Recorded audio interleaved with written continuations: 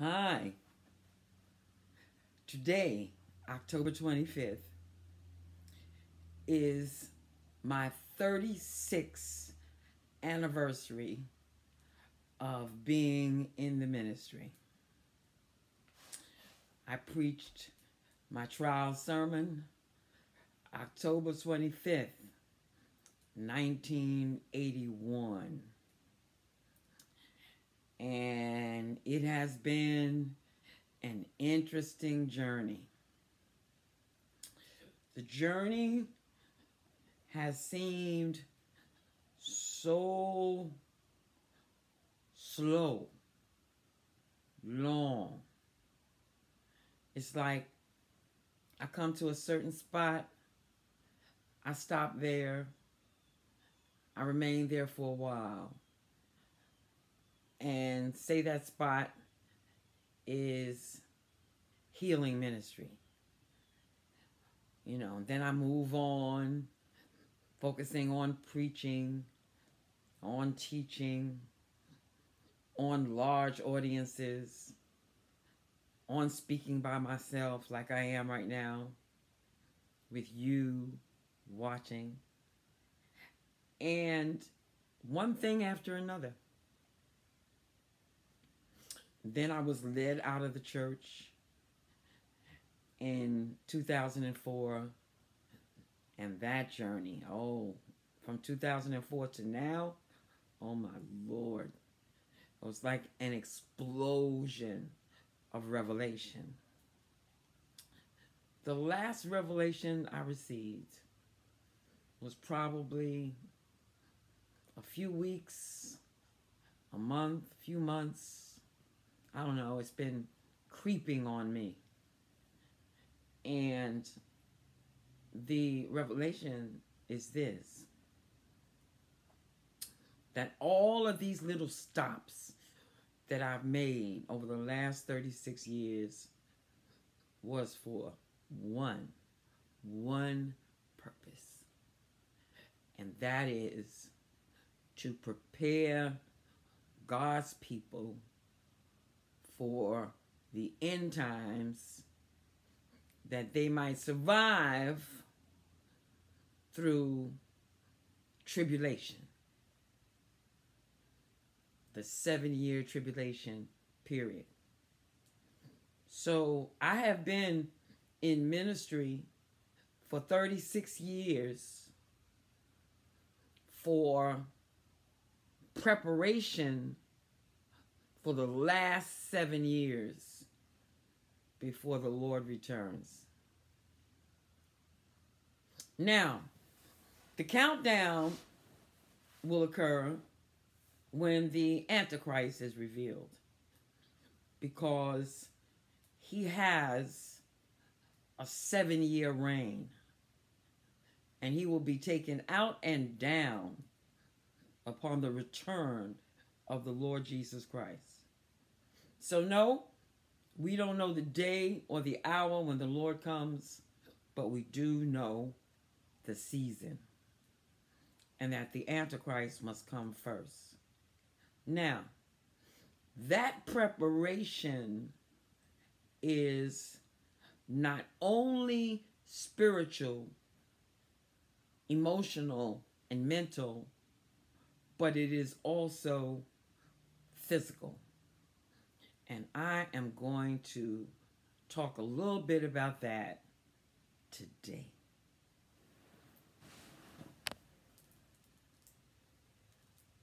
The year was 2011, in the summertime. I could probably find the exact date, because I know I wrote something down somewhere. But it was so vivid that there's no way I could have forgotten it.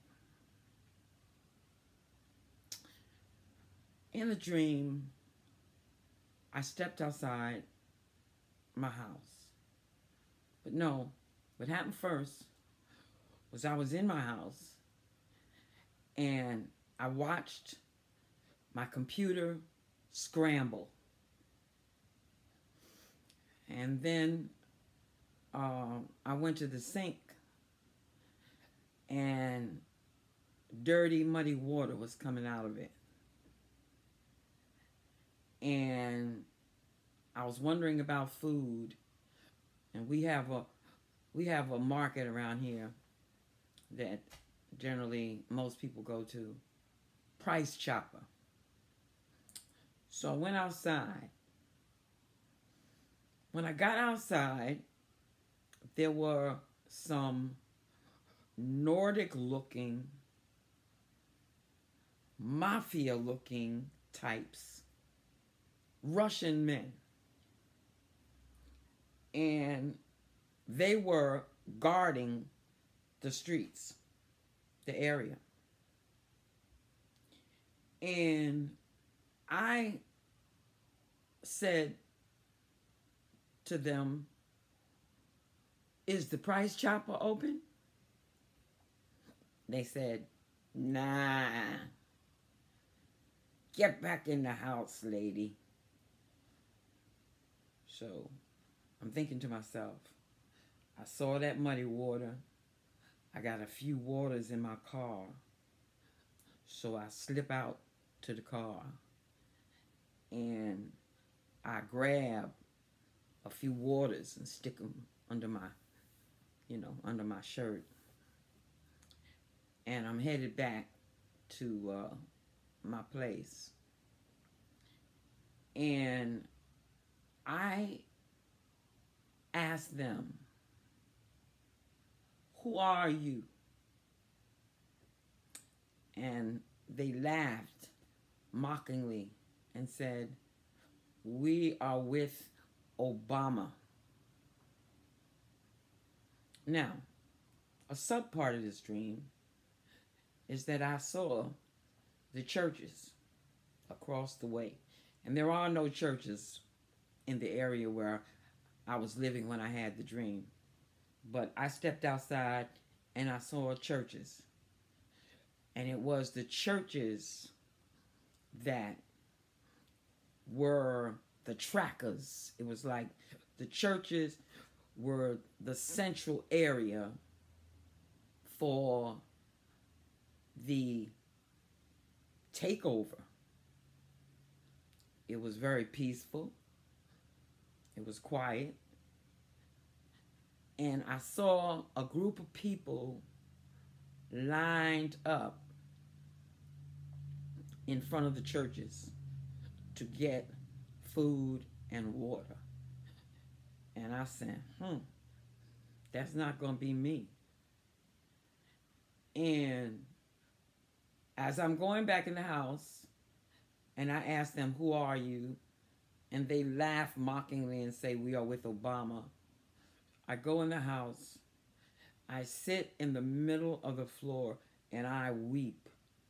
And I say to myself, I say out loud, "God, you told me about this long time ago. You told me to save food and water, and I didn't." And I'm sitting there crying. And that's how I woke up. Now, that dream shook me. I started looking up things like military states and whatnot. And I found some things. But this is what caused me, this dream is what caused me to begin the process of saving food and water. So, here's my interpretation of that dream.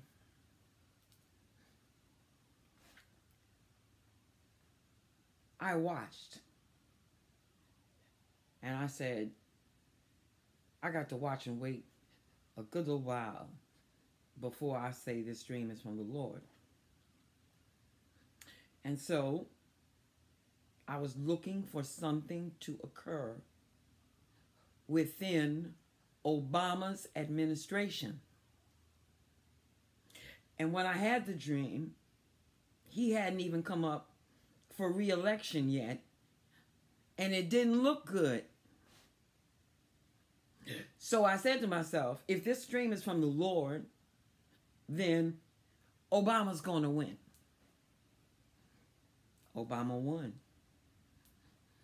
I said, So now I got 4 years to watch. And I watched, and I watched. Nothing rang a bell. And then I was packing up to move here where I live now.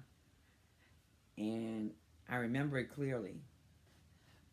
My daughter ran through the door and said, "Ma, did you hear?" And I'm like, "Hear what?" So she said, "Turn on." And I think at that time it was CNN. But I got so now. I like MSNBC is who I watch. So I believe that day was October 7th or 8th. But that is the day that the news came out in regards to Donald Trump and his video. And that's all I'm going to say in regards to that. And people did not pay attention to what I paid attention to. And that is that the Russians were attempting to infiltrate the election. And when I heard that, there it was, happening in Obama's administration, the Russian takeover. Now, it was not literal or militarily, but it was through a cyber attack. And there in my dream, the first thing I saw was my computer scrambled. And I said, there it is. There is what is happening. There is the Russian takeover right there. And from that point on, I had not watched the news for all the years of my life. But from that day on, October 7th or 8th, I've been watching the news every day, all day. I was into Scandal. I don't even watch Scandal no more. What's going on in the White House now is more interesting than Scandal. And I was a fan. But the truth is the light. So, God put that there for me in 2011. And I personally began to prepare from then. I still have plenty to do. But we are in the season for what is next. Okay? And I can take you to the Bible in Genesis, where God informed Daniel by a dream to, I got to look that up because I haven't read it for a while. All right? That there was coming a famine of 7 years, I believe, 7 or 5. I got to look it up. I'll look it up and I'll get right back to you. I love both Daniel and Joseph. And I identify with both of them because they were dreamers and I'm a dreamer too. So, I knew it was Joseph, but slip of the tongue, I said Daniel. It's Joseph. And Joseph was not the one who had the dream this time. It was the Pharaoh of Egypt who had the dream. I believe it was twice. And Joseph interpreted the dream for him. And the interpretation starts in the, 25th verse of the 41st chapter of Genesis. And Joseph said unto Pharaoh, the dream of Pharaoh is one. God hath showed Pharaoh what he is about to do. The 7 good kine are 7 years, and the 7 good ears are 7 years. The dream is one. And the 7 thin and ill-favored kine that came up after them are 7 years. And the 7 empty ears blasted with the east wind shall be 7 years of famine. This is the thing which I have spoken unto Pharaoh.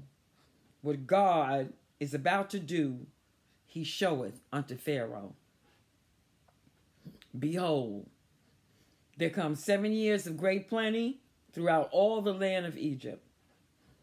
And there shall arise after them 7 years of famine, and all the plenty shall be forgotten in the land of Egypt, and the famine shall consume the land.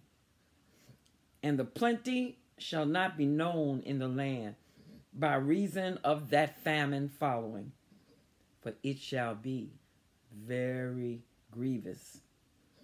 And for that the dream was doubled unto Pharaoh twice, it is because the thing is established by God and will shortly bring it to pass. God will shortly bring it to pass.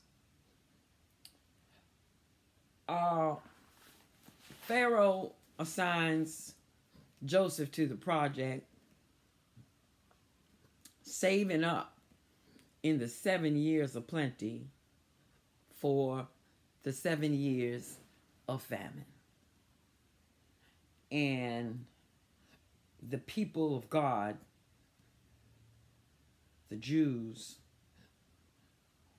were able to survive because Joseph was one of the top leaders in Egypt.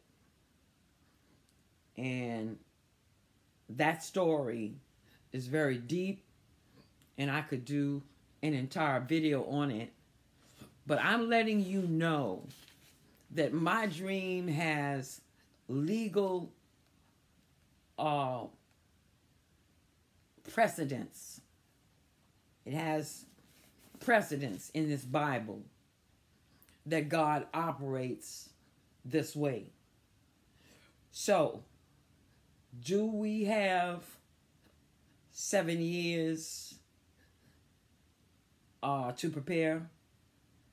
No, we don't. From the moment that the Antichrist is known and revealed, we have 3.5 years to prepare. Those will be our years of plenty. Now, I say that we need to start doing these things now. Saving food and water now. Now, water will run out after 5 years. You can only preserve it for 5 years. So, still, I would still save it and use it for other reasons like cleaning up, washing, so forth. But the food and the water I am going to share about to you in another video. There are many videos. You can look this kind of thing up for yourself.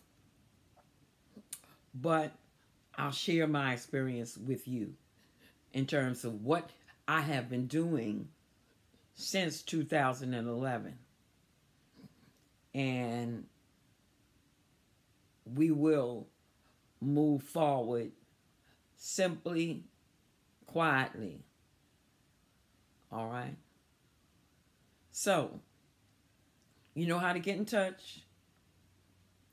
Get ready for the Lord, all small letters, at gmail.com, or give me a call at 888-818-1117. Also visit the website at www.getreadyforthelord.com.